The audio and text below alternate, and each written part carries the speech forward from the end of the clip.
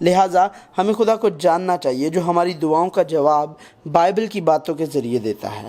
ہمیں اپنی روحانی شناخت جاننا چاہیے جو خدا نے اپنی زندگی کے ذریعے محبت کے ساتھ دی تھی، اور ہمیں ٹھیک سے معلوم ہونا چاہیے جب اس نے ہمیں دعا کرنے کو کہا تو خدا کی مرضی کیا تھی۔ ابدی اور غیر متغیر کلام خدا۔ دعا حصہ 3، بائبل جو وقت سے ماورا ہے، خدا کے ساتھ چلنا حصہ 1، کون دعا کر سکتا ہے؟ ایک بار پھر مسیحی دعا صرف خواہش کرنا نہیں ہے جس میں ہم اپنی ضروریات کو پورا کرنے کی کوشش کرتے ہیں۔ ہماری دعائیں دنیا کی پکاروں سے واضح طور پر مختلف ہیں۔ ان کو بچانے کی دعا ہے۔ دعا کرنے سے پہلے ہمیں بائبل کی اپنی شناخت کو دعا کرنے والے موضوع کے طور پر جاننے کی ضرورت ہے۔ خدا کے فرزند۔ یہ بیان کہ خدا کے فرزند دعا کر سکتے ہیں ایک فطری بات ہے، لہٰذا اسے بھی صحیح طور پر پہچانا نہیں جاتا ہے۔ جب ہم خدا کے نام سے پوری توجہ اور سنجیدگی سے دعا کرتے ہیں تو ہمیں یہ جاننا چاہیے کہ ہم سب خدا کے فرزند نہیں ہیں۔ نیز ہمیں یہ جاننا چاہیے کہ وہ سب خدا کے فرزند نہیں ہو سکتے جو یسوع مسیح کے فدیہ کے فضل کے ذریعے دوبارہ پیدا ہوئے تھے، کیونکہ انہوں نے محض اس کی خواہش کی۔ خدا کے فرزند دوبارہ پیدا ہونے والے خدا کے لوگ ہیں جن کو ایمان کا تحفہ اپنی خوبیوں یا کاموں کے ذریعے نہیں بلکہ صرف خدا کی محبت اور راست بازی کے ذریعے یسوع مسیح کی کفارہ اور خدا کے فضل کے ذریعے ملا ہے۔ خدا کے یہ فرزند وہ لوگ ہیں جو دنیا کی چیزوں کو تلاش کرنے سے پہلے خدا کی بادشاہی کی تلاش کرتے ہیں۔ اس لیے فکر مند ہو کر یہ نہ کہو کہ ہم کیا کھائیں گے یا کیا پئیں گے یا کیا پہنیں گے، کیونکہ ان سب چیزوں کی تلاش میں غیر قومیں رہتی ہیں، اور تمہارا آسمانی باپ جانتا ہے کہ تم ان سب چیزوں کے محتاج ہو۔ بلکہ تم پہلے اس کی بادشاہی اور اس کی راست بازی کی تلاش کرو تو یہ سب چیزیں بھی تم کو مل جائیں گی۔ اس طرح ہم خدا کے فرزند ہیں جن کے پاس خدا ہمارے باپ کی حیثیت سے ہے، لہٰذا یہ تلاش کرنا درست ہے کہ خدا کا کیا ہے۔ اس سے کوئی فرق نہیں پڑتا ہے کہ ہم از حد خلوص کے ساتھ کتنی ہی دعائیں کرتے ہیں۔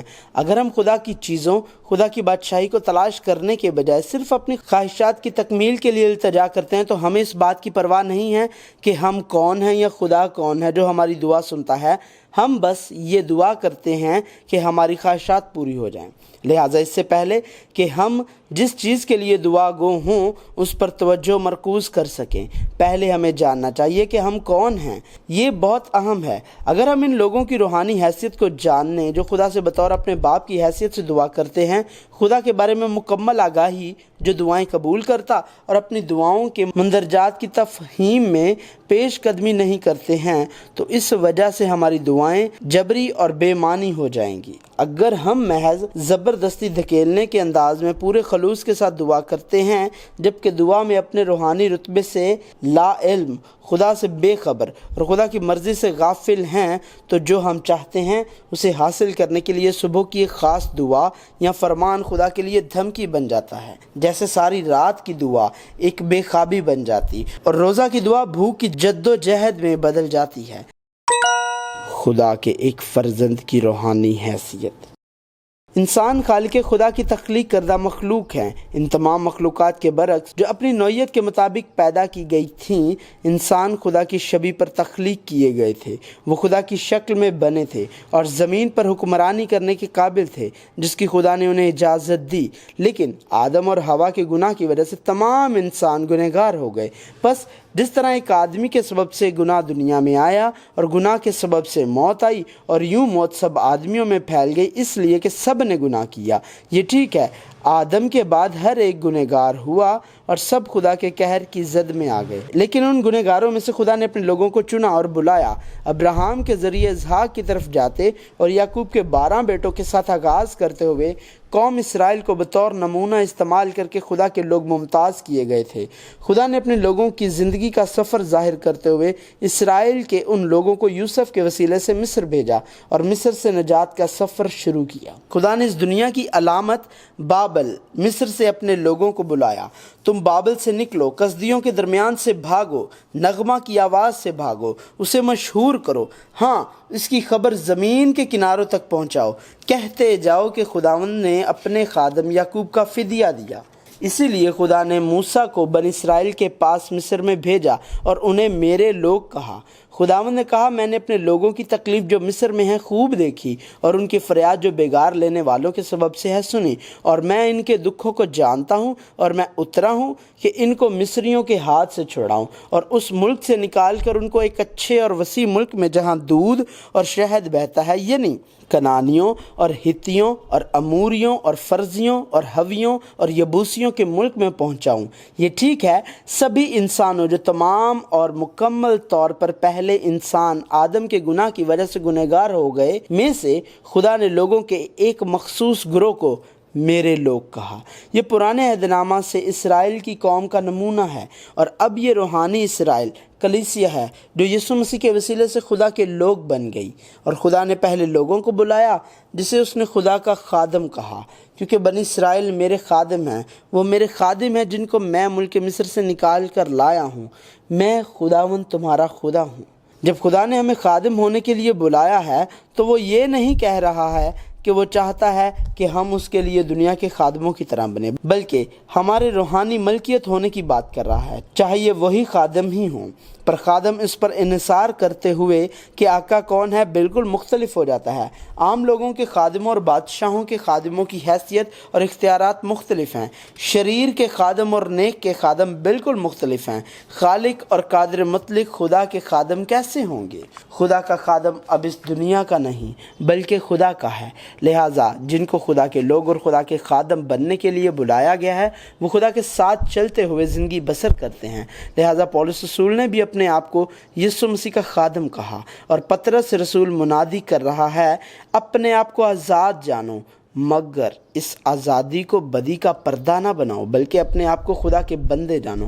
تاہم خدا کے لوگوں اور خادم کی حیثیت سے خدا سے تعلق رکھنے اور خدا کے ساتھ چلنے کے بجائے انہوں نے مصر کے لیے، جہاں سے خدا نے انہیں بچایا تھا، خواہش کی، اور وہ واپس مصر جانا چاہتے ہیں۔ انہوں نے خدا کی سرزمین کنعان میں اپنی سرکشی کو دہرایا، اور انہوں نے خدا کو جو بادشاہ ہے ترک کیا، اور دنیا کی بادشاہت قائم کرنے کے لیے انسانوں کو بطور بادشاہ مقرر کیا، اور آخر کار تباہی کا باعث بنے۔ یوں پرانے عہد نامہ کو پیچھے چھوڑ کر اور یسوع مسیح کے آنے کی وجہ سے مسیحیوں کا یسوع مسیح کے وسیلے سے خدا کے ساتھ دوبارہ ملاپ ہو گیا۔ مسیحیوں کی جانب سے یسوع نے اپنے شاگردوں کو کہا، جو کچھ میں تم کو حکم دیتا ہوں اگر تم اسے کرو تو میرے دوست ہو۔ اب سے میں تمہیں نوکر نہ کہوں گا، کیونکہ نوکر نہیں جانتا کہ اس کا مالک کیا کرتا ہے، بلکہ تمہیں میں نے دوست کہا ہے، اس لیے کہ جو باتیں میں نے اپنے باپ سے سنی وہ سب تم کو بتا دی۔